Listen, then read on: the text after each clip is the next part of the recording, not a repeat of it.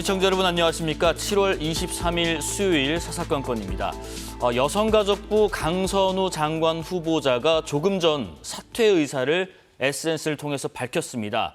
여기까지인 것 같다며 성찰했는데요.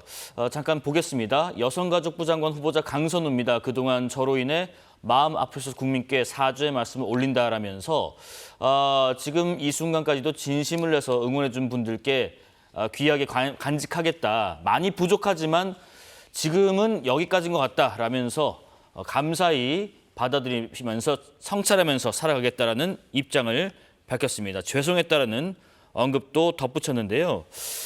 자, 지금 잠시 후에 자세한 내용 설명드리고요. 또 한편 혁신을 놓고 갈등을 빚고 있는 국민의힘에서 오늘 장동혁, 주진우 의원이 당대표 출마 선언을 했습니다. 리더들의 의중을 잘 알고 있는 의원 두 분을 모셨습니다. 더불어민주당 모경정 의원, 국민의힘 우재준 의원입니다. 어서 오십시오. 안녕하세요. 네, 안녕하십니까. 우선은 모 의원님께 좀 여쭤봐야 되겠을 것 같아요.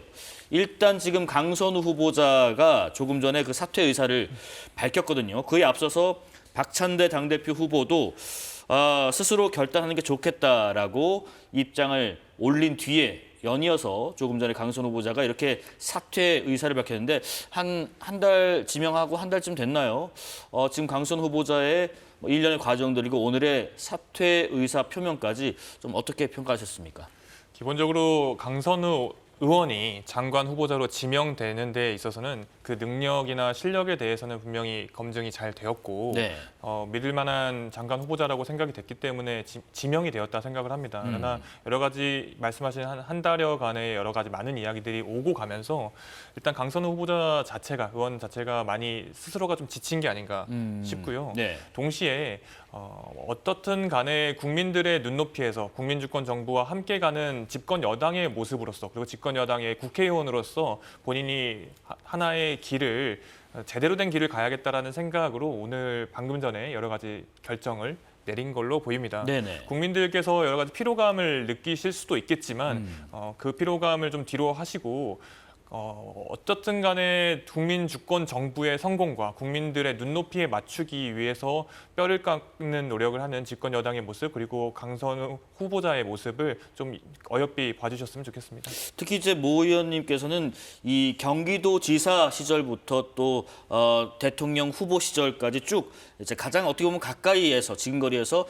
이재명 대통령과 함께 계셨는데 사실 오늘 대통령실에서도 입장을 앞서 밝혔을 때 브리핑을 할 때 강효정 대변인이 특별한 상응변은 없다라고 했는데 굉장히 많이 고민한 흔적은 또 옆에서 볼 수도 있을 것 같은데 이재명 대통령은 지금 일련의 상황을 보면서 또 오늘 자진 사퇴를 보면서 어떤 의중을 품고 있었을지 궁금합니다. 제가 이 대통령의 의중을 다 알 수 있는 건 아닙니다만은 누군가는 대통령이 뜻을 안 바꿨다, 고수했다라고 생각을 할 수 있지만 그 뜻을 바꾸느냐 안 바꾸느냐 그 이면 아래, 수면 아래에 있는 여러 가지 고민의 흔적들을 주목해 주셨으면 좋겠어요.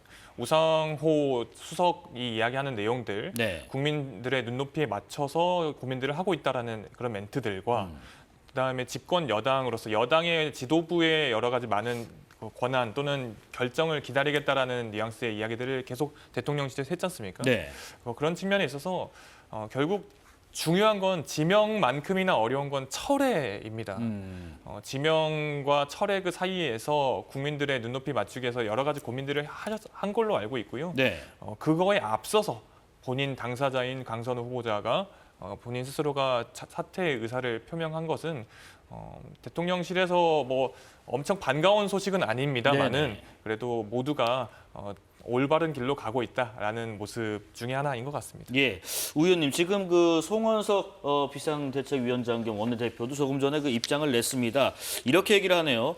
늦었지만 자진 사퇴했다는 점을 인정한다. 그러면서도 지금 인사검증 시스템을 좀 반드시 바로잡아야 하지 않겠냐는 의견이 있는데 우 의원님 생각은 어떠신지요? 일단 강선우 후보자에 대해서 먼저 네. 조금 말씀을 드리면 명백히 어울리지 않는 분이었죠. 여성가족부는 특히나 사회적 약자를 배려하는 그런 부처인데 거기에 이렇게 갑질 의혹이 많은 분을 이렇게 후보로 지명한다는 것 자체는 매우 부적절했습니다. 네. 이분의 그 밝혀지지 않은 저는 갑질도 굉장히 많을 거라고 생각해요. 지금까지 밝혀진 건 단순히 자기 집 변기를 고치려고 했다든지 무슨 쓰레기를 버리려고 했다 뭐 이런 것들인데 구체적인 걸 떠나서 46명의 보좌진을 바꿨고 또는 뭐 더 수많은 제보들이 엄청나게 들어오고 심지어 민주당 보좌진 협의회에서도 여러 가지 이분이 문제가 있다라고 지적을 하잖아요. 네. 이거는 밝혀지지 않은 물밑에서 우리가 알고 있는 이런 것들이 엄청나게 많았다는 겁니다. 실제로 제보도 엄청나게 많이 들어왔었고요. 왜냐하면 보좌진들이란 분들이 일반적으로 의원들에 대해서 이렇게 어떤 악행이 조금 불만이 있어도 쉽게 말하기가 어렵습니다. 왜냐하면 본인들도 다른 곳에서 취직도 해야 되고 하기 때문에 그걸 쉽게 밝히기가 어려운데 네. 그거를 아름아름 주변 친구들이라든지 가족들이라든지 동료들이라든지 이렇게 말을 하는 경우들이 있습니다. 그런 것들이 이미 여의도 바닥에 소문이 파다했다는 거고 굉장히 문제가 많은 분이었고 여성가족부 장관에 전혀 어울리지 않은 분이었습니다. 네. 이재명 정부에서는 인사검증에 있어서 굉장히 쉽고 중요하게 해야 되는 부분이 세평조회입니다. 조금만 물어보면 이분이 평소에 주변 사람들에게 어떻게 했는지라는 부분을 아주 쉽게 알 수 있는 부분이거든요. 근데 이번에 강선우 후보자 같으면 그런 세평조회가 전혀 이루어지지 않은 거 아닌가라는 생각이 듭니다. 네. 그러면 이런 부분은 시스템을 충분히 바꿔야 되지 않나라는 생각이 먼저 들고 네. 뭐 조금 전에 이렇게 보니까 저도 들어오기 직전에 봤는데 네. 강선우 후보자께서 SNS에 여러 가지 본인이 그 입장을 올리셨어요. 입장을 올리셨는데 너무나도 아쉬운 게 여러 가지 사과를 하시는데 가장 중요한 보좌진들에 대한 사과가 현재 보이지 않는 걸로 보입니다. 보좌진을 콕 찍어서 미안하다라는 말씀은 없고 지금 보시는 것처럼 이재명 대통령께 죄송한 마음 그리고 지지자분들 그리고 마지막에 죄송했습니다라는 얘기는 있습니다만 말씀하신 것처럼 보좌진에 대해서라는 말은 없긴 하네요. 이게 저는 심각한 문제라고 생각합니다. 강선우 후보자 같은 경우는 이재명 대통령의 그 단식 당시에 이불을 덮어줄 정도로 정말 너무 힘 있는 사람한테만 잘하고 오히려 본인보다 약한 사람, 본인 보좌진들한테는 뭐 갑질을 하고 악행을 하고 그래서 소위 말하는 강약 약강을 해온 것 아닌가라는 의혹을 받은 분인데요. 네. 그것 때문에 지금 여성가족부 후보자에서도 지금 낙마하게 됐는데 마지막 입장문까지 결국 이재명 대통령에게 미안하지 보좌진에게 미안하다는 말이 없잖아요. 이건 굉장히 심각한 분이라고 생각합니다. 이거는 여기에 대해서는 이후에도 저는 오히려 이분이 돌아가서 또 어떻게 보좌진들한테 보복 행위를 하거나 이렇게 하지 않을까라는 우려까지 나오는 그런 상황이라는 것을 봐야 될 것 모 의원님 같습니다. 어떻게 보세요? 지금 사퇴의 변에서 정작 사과해야 될 대상이 빠졌다라는 지적을 하셨거든요. 우재준 의원님이 이제 야당 의원으로서 네. 여러 가지 이야기를 하시는 것에 대해서 뭐 일면 이해는 합니다만 이제 정쟁의 요소로 그만 삼으셨으면 좋겠어요. 첫 번째로 사회적 약자를 대변하는 여가부 장관 후보자라고 하셨는데 지금 저도 그렇고 국회의원도 그렇고 나라의 목을 먹고 사는 사람이라면 모두가 사회적 약자를 대변해야 되는 사람입니다. 네. 다만 여러 가지 이런 이야기들이 나와 있고 특히 그중에 보좌진 관련된 내용이 이번에 많이 그 두각을 나타냈습니다만은 네. 제 생각에는 실질적으로 실질적으로 보좌진과의 당사자로서의 어떤 이야기를 차치하고 그건 당연히 겸허하게 본인도 부덕의 소치라고 밝힌 적이 있으니까 그걸 제외하고 정쟁의 요소로 삼으면서 과하게 부풀려져 있는 측면까지는 이제는 낙마한 상황에서 더 이상은 안 했으면 좋겠다는 생각이 듭니다. 네. 그리고 방금 저 사과문 또는 이 페북의 입장문에 보좌진이라는 표현이 없긴 합니다만 그 부분은 이제 국회의원 강선우와 보좌진의 관계로서 또는 사인과 사인의 관계로서 분명히 풀어나갈 거라고 저는 생각을 하고 있고요. 네네. 저기에 내용이 없다고 해서 마치 강선우라는 사람이 뭐 반성을 안 했다, 성찰을 전혀 안 했다, 그리고 저 진위가 왜곡된다, 마치 또 강약약강이다 이렇게 하는 것은 정당한 문제 제기를 넘어선 어떤 인격 말살의 현장이라고 저는 생각을 합니다. 예, 우 의원님 이런 부분도 좀 여쭤볼게요. 사실 지금 기류가 좀 감지가 좀 덜 됐던 부분이 지금 임명 전에 강 후보자가 업무 보고를 정부 부처에서 이제 받았다는 얘기도 있고 또 하나가 내일이었거든요. 시한이 재송부 요청 시한이 대통령실에서 그렇다면 특별한 기류 변화가 없이 그러니까 대통령실과 강 후보자 간의 어떤 교감이 없이 자진 사퇴 의사를 본인이 판단해서 올린 것인가 어떻게 생각하시는지요? 여러모로 다양한 압박은 있었을 거라고 생각합니다. 지금 최근에 저는 민주당이 이 사건을 다루는 모습에 대해서도 우리가 주목을 많이 해야 된다고 생각하는데요.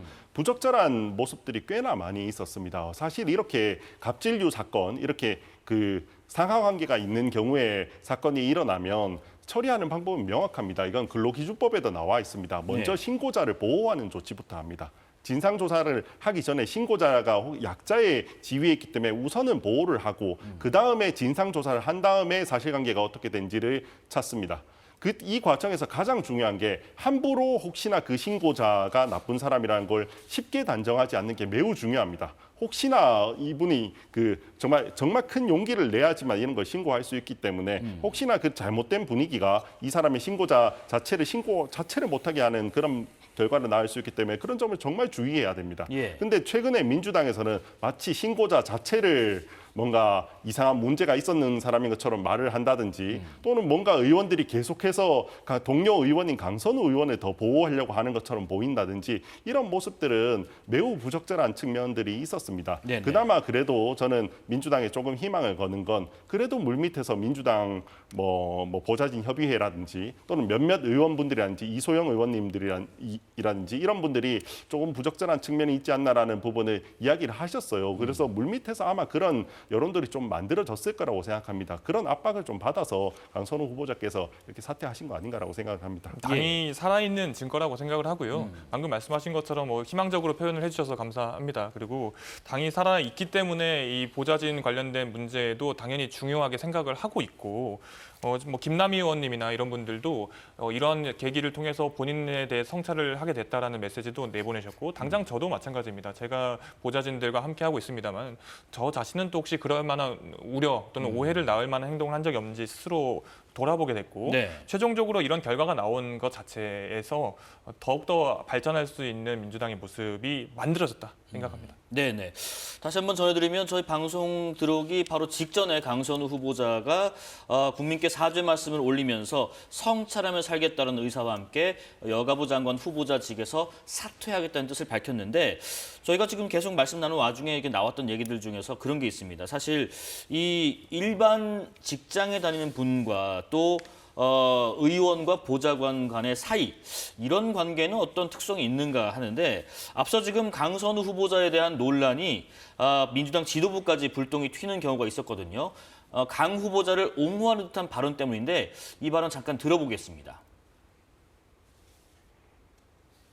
일반적인 직장 내 갑질과 보좌진과 의원 관계에 있어서 갑질은 약간 성격이 좀 다르다 이렇게 생각합니다. 보좌진과 의원은 동지적 관점도 있거든요. 식구 같은 개념이 있어요. 이 의정활동이라는 게 의원의 개인의 일이냐 아니면 이게 공적인 일이냐 이걸 나누는 게 굉장히 애매하거든요.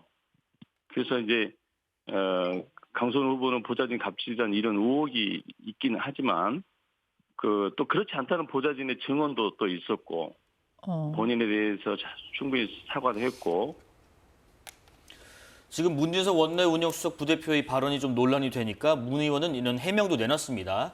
갑질이 당연하다는 취지는 아니었다. 대중은 갑질이 맞다. 사퇴시켜야 한다는 메시지를 원했을지 모르지만 국회의원 보좌진이 일반 직장과 다르다는 생각에는 변함이 없다라고 하면서 이런 말을 좀 덧붙였습니다. 그러니까 지금 모 의원님 우선 보좌진은 일반 직장인과 좀 다르죠. 어떻게 보면 세비를 받는 국민의 세금으로 운영되는 조직으로 구성되어 있긴 한데 그러면 더더욱 이런 갑질 의혹 논란에서는 좀 멀어져야 되는 거 아닌가 하는 생각도 들어요. 어떤 의미에서 문수석 부대표가 저런 말씀을 하셨을까요? 당연히 단순히 보좌진 이 직장뿐만 아니라 모든 직장에서의 갑질은 허용되지 않는 것입니다.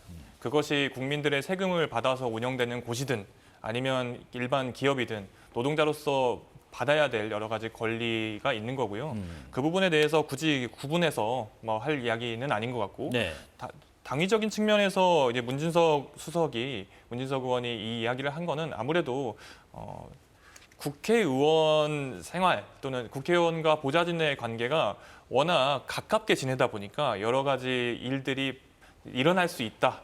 이 지점을 말하시려는 것이 좀 과하게 해석된 게 없지 않은 것 같은데요. 그 진위는 결국에는 보좌진이 더 희생해야 된다. 이런 내용은 아니었을 거라고 저는 믿고요.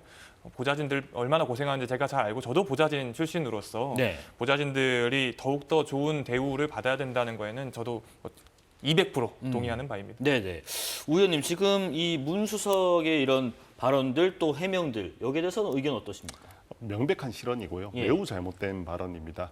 보좌진은 전적으로 의원이 인사권을 지니고 있고 어쩔 수 없이 상하관계가 있을 수밖에 없는 그런 관계입니다. 그런 관계의 사람에게 뭐 비대 수리를 시킨다든지 쓰레기 정리를 시킨다든지 그냥 국민 상식에 부합하지 않습니다. 심지어 제기된 의혹 중에는 그렇게 해서 나가는 보좌진이 다른 곳에 취업하지 못하게 하려고 취업 방해를 했다라는 이런 의혹들이 있는데 이건 그냥 뭐 어떤 관계든 그냥 이게 법상으로 보좌진이 어떤 뭐 법적 지위에 있든 그런 걸 떠나서 인간 대 인간으로서 해서는 안 될 그런 관계입니다. 특히나 이 점은 민주당의 기조하고도 매우 큰 차이가 있는 게요. 예. 민주당은 지속적으로 일하는 사람 기본법을 주장해 온 정당입니다. 그래서 근로기준법상 근로자에 해당하지 않더라도 배제됨 없이 소외됨 없이 보호하겠다라는 걸 끝까지 계속해서 주장해오고 있는 정당인데 그런 정당에서 있는 수석 부대표가 이런 말씀을 하신다는 건 매우 부적절한 행동이라고 생각합니다. 그리고 네. 참고로 제가 말씀드리면 저는 이런 걸 시켜본 적이 없습니다. 아마 모경정 의원님도 이런 걸 시켜본 적이 없으실 거고요. 수많은 의원들이 이 정도의 갑질을 하거나 그렇게 하지는 않습니다. 그러니까 매우 부적절한 발언이었습니다. 네네. 뭐 지금 여당에서도 한창 당대표 이제 절차가 진행 중인데 정청래 후보와 박찬대 후보도 뭐 어려운 결단해줘서 고맙다라는 입장도 지금 내놨습니다. 자, 이런 가운데 그제 신임 인사혁신처장으로 취임한 최동석 처장의 과거 발언도 지금 도마 위에 올랐는데요. 최 처장은 과거 본인이 쓴 칼럼에서 박원순 전 시장 성폭력 사건에 대해서 이게 정치적 타격을 주기 위해서 기획된 사건이다.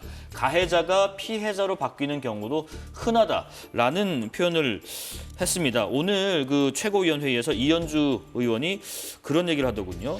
인사검증 시스템 정비가 필요하다라고 발언을 하기도 했는데 지금 뭐 강준욱 전 비서관 논란 때와 마찬가지로 지금 이런 부분도 좀 깊이 파고들지 않아도 우리가 뭐 어떻게 보면 검증의 ABC라고 하는 것들 해서